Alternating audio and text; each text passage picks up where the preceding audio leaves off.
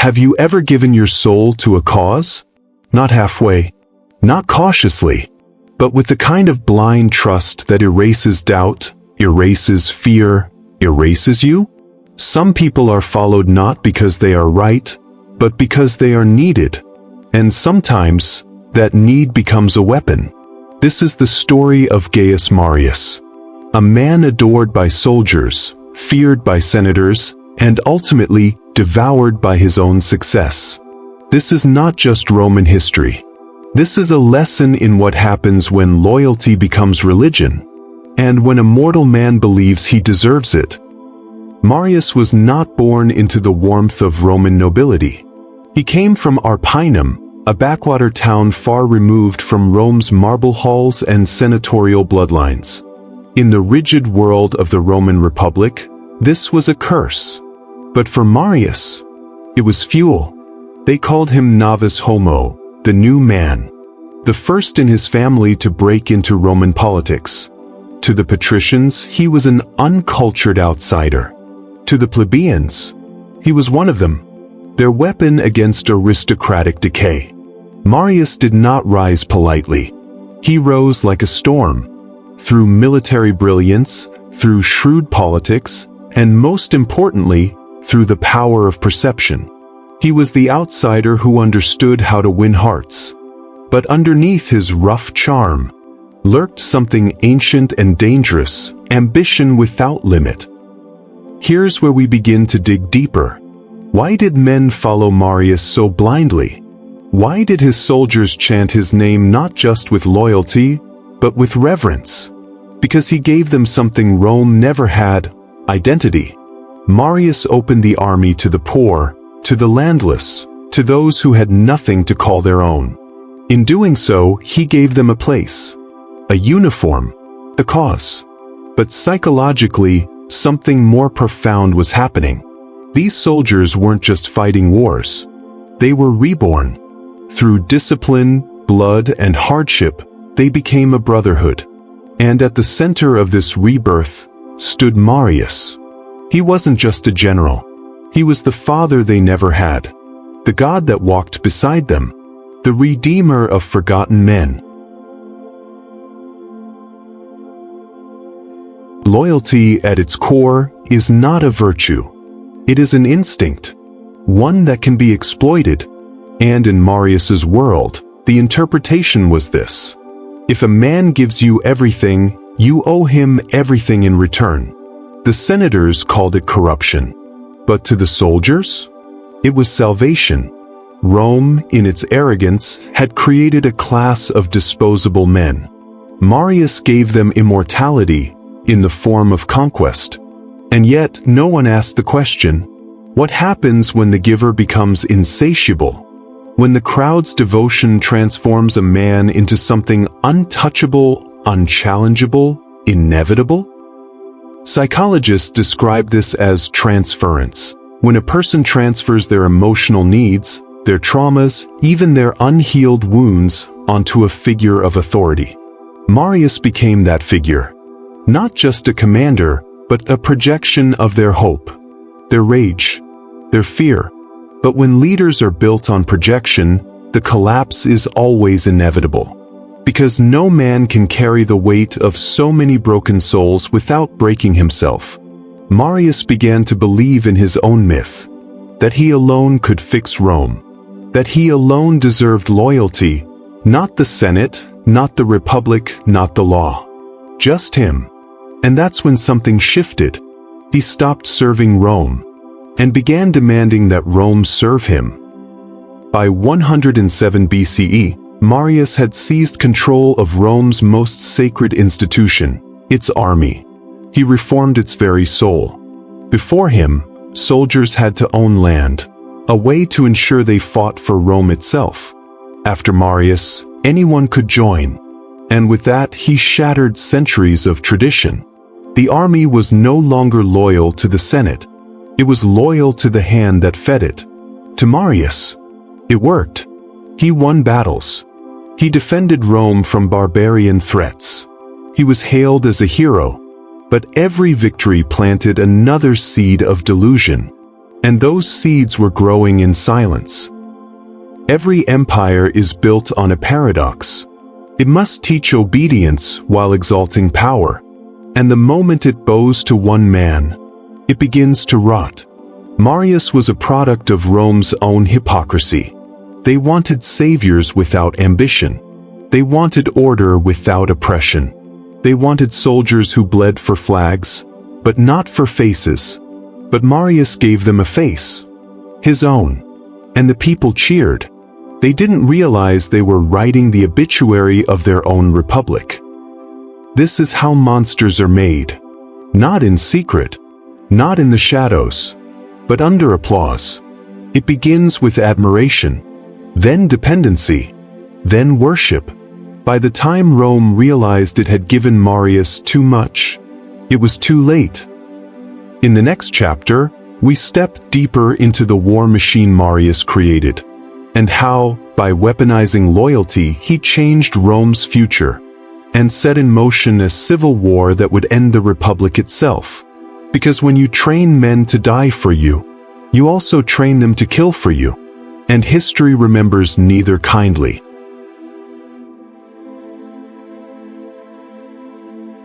In times of crisis, the dangerous man is not the one who screams from the fringe, but the one who stands at the center and whispers, "I can fix this." Gaius Marius did not demand control. He offered order. At the edge of collapse, Rome was desperate. The old elite, bloated with tradition and empty rhetoric, couldn't contain the chaos spilling into the streets. Barbarians pressed in from the north. Slave revolts stirred from within. Famine clawed at the belly of the plebeian. And the Senate, insulated in marble halls, had no answers. But Marius did. He didn't need a throne. He needed reform. And so, in the name of efficiency, in the name of Rome's survival, he struck at the foundation of the Republic's military tradition.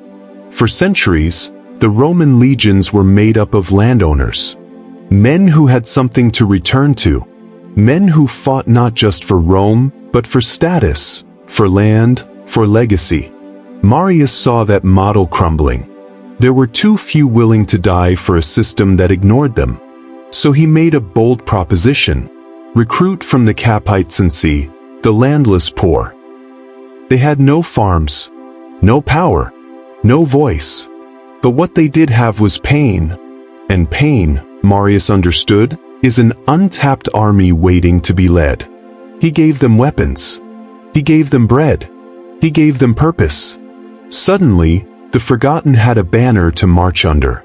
Suddenly, the man who had once been like them, Marius, the outsider, became their beacon. These men did not enlist in service of Rome. They enlisted for him. Because he didn't speak from Olympus. He spoke their language. He made himself their redeemer. And that changed everything. Before Marius, a general was a tool of the state. After Marius, a general was the state. The legions, once a neutral arm of the Republic, became personal instruments of the man who raised them. This wasn't just military reform. It was psychological warfare. When a soldier owes his survival to a general, not to a law, not to a flag, then the bond becomes something more than command. It becomes devotion. Marius promised land to these men. He promised retirement, honor, status. And though the Senate resisted, the veterans returned from war expecting everything. And when they didn't receive it, they didn't blame Marius. They blamed the state. The genius of Marius was this: he positioned himself against the corruption, even while benefiting from it. He told them, "Rome has forgotten you, but I remember."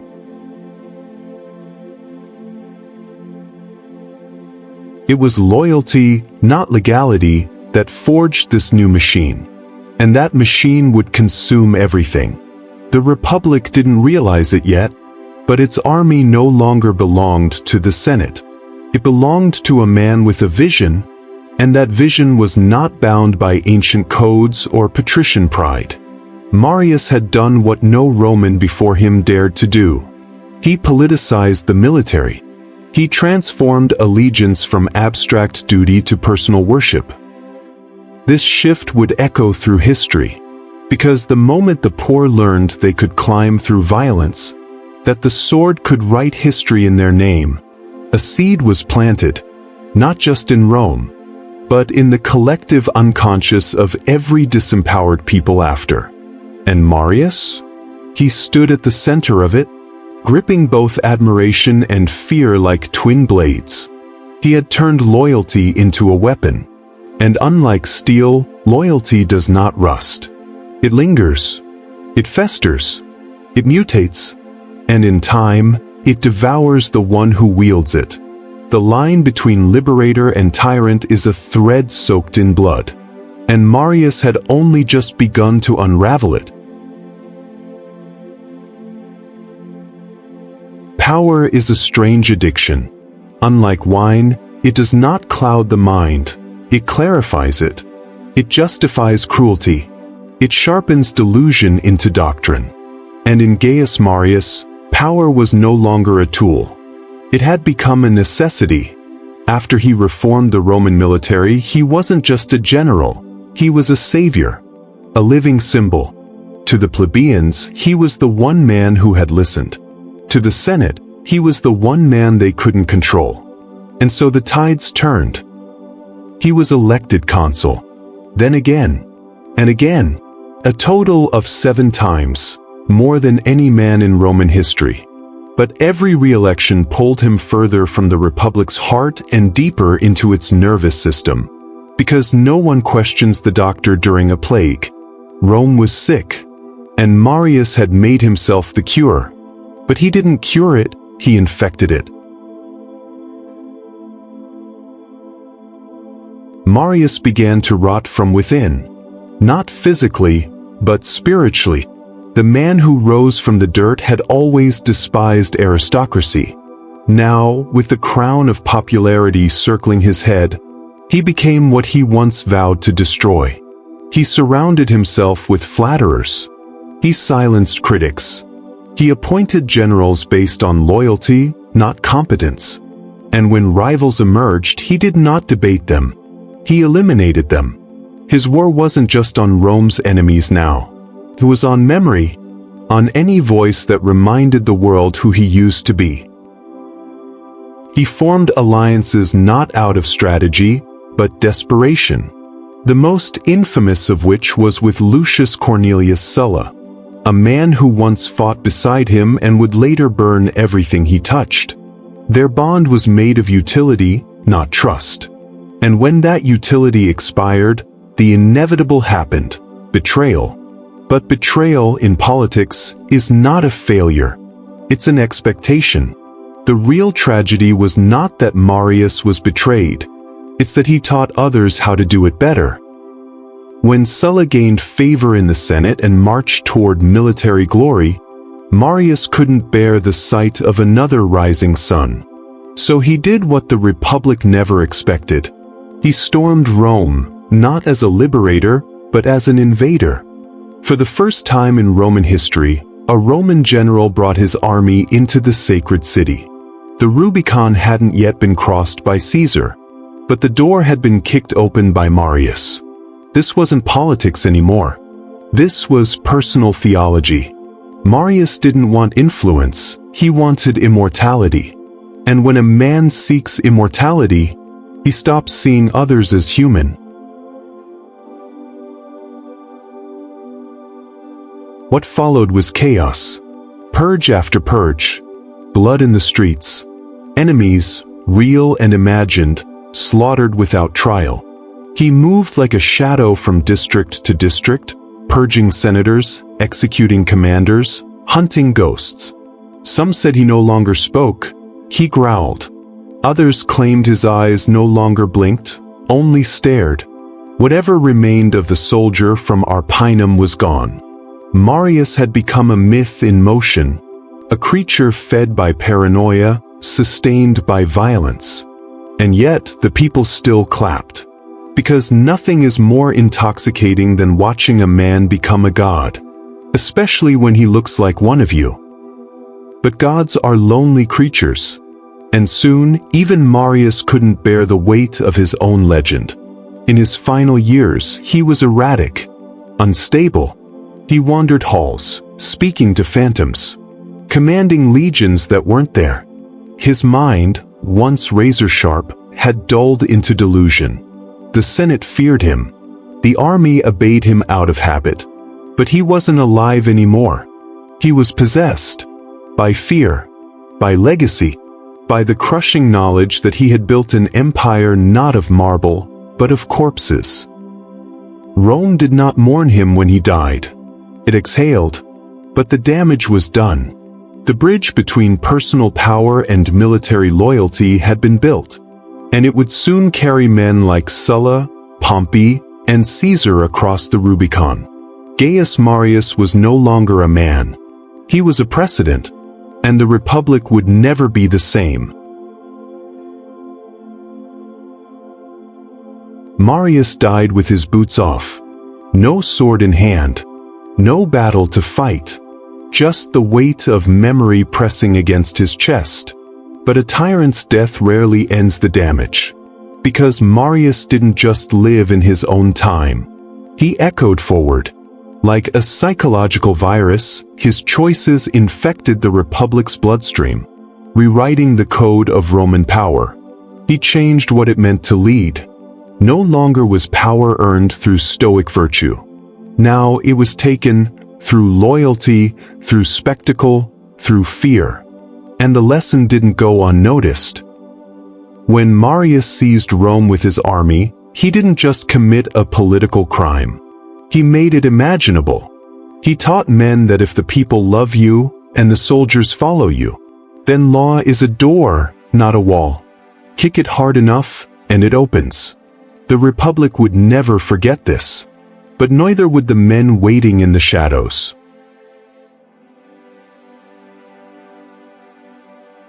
Sulla was the first to follow.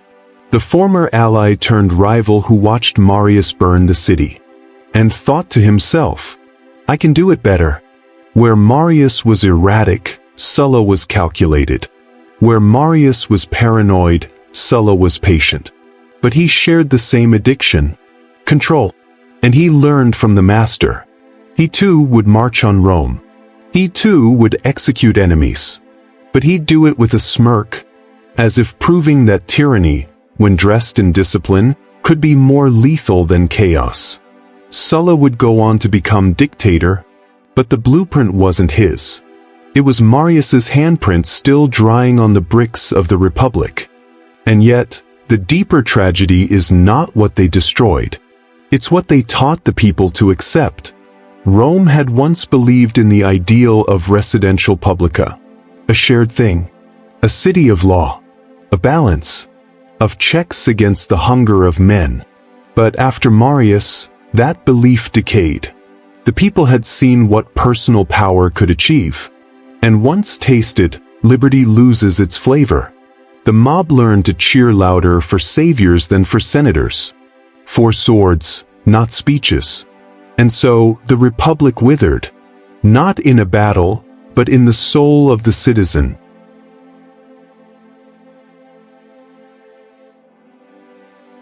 By reshaping the army's loyalty, Marius didn't just change military policy, he rewrote the psychology of Rome. Soldiers no longer fought for Rome. They fought for a man. And this, above all, was the Republic's fatal wound. Because when violence is tied to personality, ideology becomes fragile. There are no longer ideas, only orders. No longer law, only loyalty. No longer Rome, only the ego of whoever holds the blade. Caesar was just a child during Marius's rise. But he watched. He remembered. It was his uncle by marriage who had turned the streets red. It was Marius who first proved that Rome's heart was penetrable. And Caesar would carry that lesson to its terrifying conclusion. But before Caesar, before the Ides of March, before the empire, there was Marius, the first man to make loyalty a weapon, to turn reform into revenge, to sacrifice structure for supremacy. He came from nothing, rose to everything, and burned it all on the altar of legacy. Gaius Marius wasn't Caesar. He wasn't Augustus. But he was the threshold, the prototype, a mirror held up to the soul of Rome. And in that reflection, the people saw what they could become, not by restraint, but by domination. Rome was still breathing, but it was already dreaming of emperors.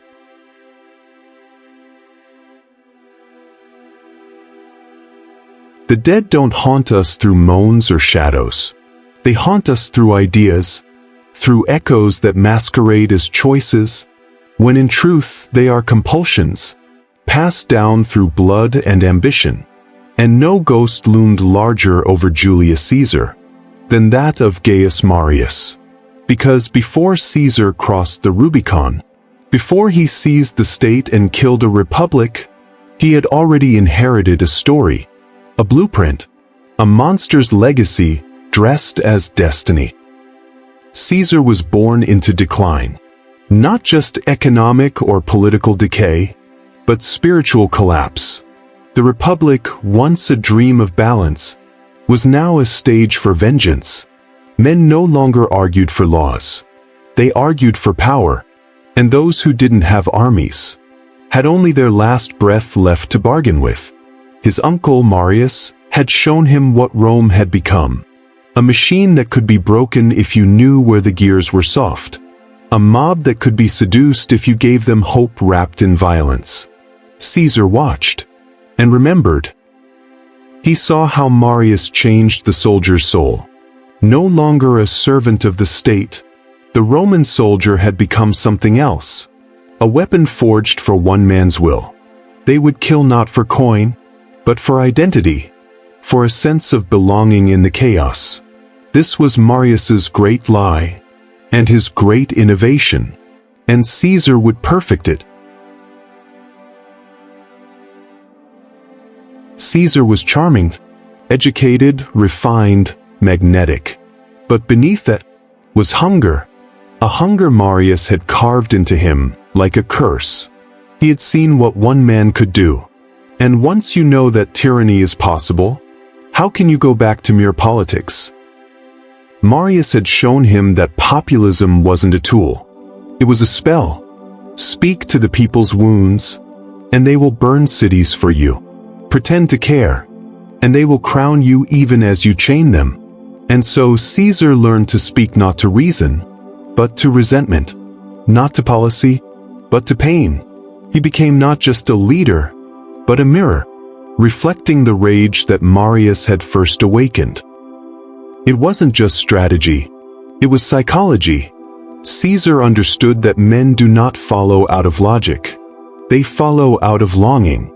Longing for someone who makes the world feel less cruel, even if it costs them everything. And so, like Marius, he gave them meaning wrapped in war.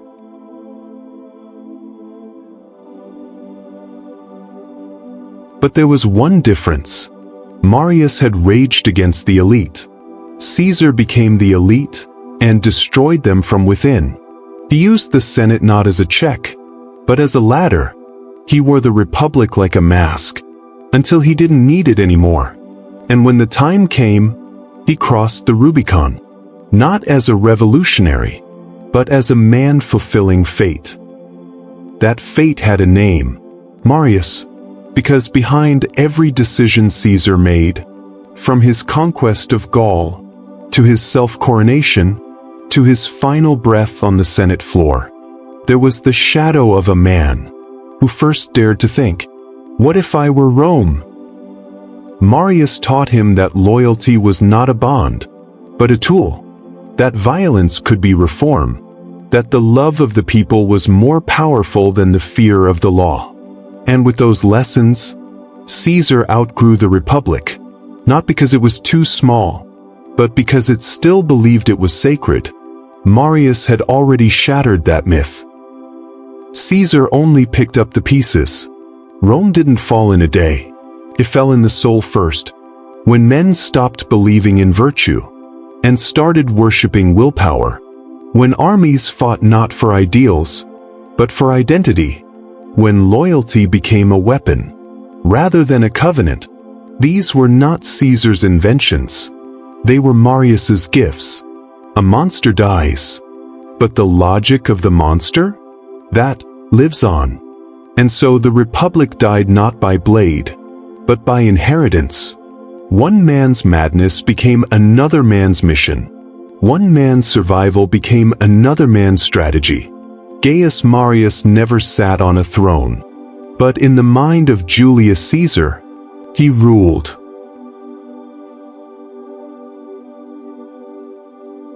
Rome became an empire long before it crowned an emperor. It began with a thought, a single belief, sown into the heart of a man who saw the system not as sacred, but as fragile. And that man was Gaius Marius. He didn't wear a crown. He didn't declare himself a god. But he left behind something far more enduring, a formula. A formula that transformed soldiers into worshippers, citizens into tools, and power into a personal religion. Marius died, but his method lived. In Sulla, in Caesar, in Augustus, and in every tyrant who came after.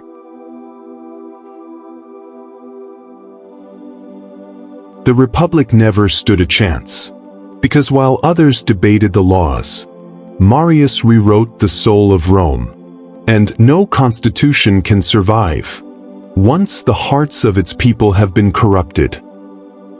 Marius became the very thing he fought against, the aristocrat he despised, the tyrant he feared. He believed he was saving the Republic, but he was really building its tomb, brick by brick, using loyalty as mortar. Because what is more dangerous than a man convinced that his ambition is righteous? He doesn't see the blood. He sees only sacrifice. He doesn't hear the screams. He hears legacy. Rome watched as its institutions were hollowed out. The Senate remained. The laws remained.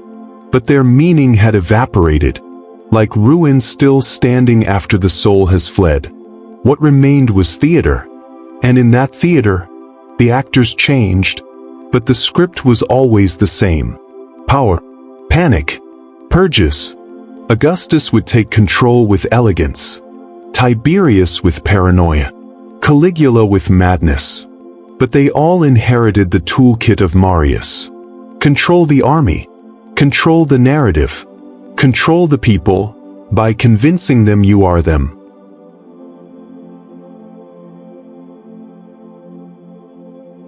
And there was no room for nuance in the world Marius left behind. You were either a savior or a traitor, a patriot or an enemy. There was no middle ground, only sides. This psychological binary, this us versus them, is the oldest trick of authoritarianism. And Marius wielded it like a scalpel. His soldiers didn't just fight for him. They belonged to him. And in belonging, they forgot how to think for themselves. This is the true legacy of Marius.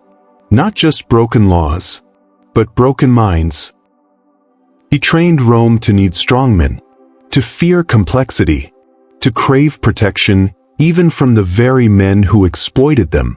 And once a society forgets how to question, it remembers only how to obey. By the time Augustus declared himself the first citizen, no one protested, because the Republic had already died. In the imagination. And that is how tyranny wins. Not with force, but with story. And Marius, for all his rage and righteousness, taught Rome a new kind of story. That one man's will was worth more than 1,000 laws. And so, centuries later, when Nero fiddled as the city burned, when emperors built statues to their own perfection, when blood became politics and cruelty became spectacle, they were not deviations from Roman ideals. They were the fulfillment of Marius's logic. He made it normal. He made it expected. And now, look around you. We still live in his shadow. Modern tyrants do not wear togas. They wear suits, or uniforms, or the smiling face of populism. But the structure is the same. Control the narrative. Claim to serve the people. Use crisis to expand control. And above all, demand loyalty. Unquestioning, unblinking, devotional.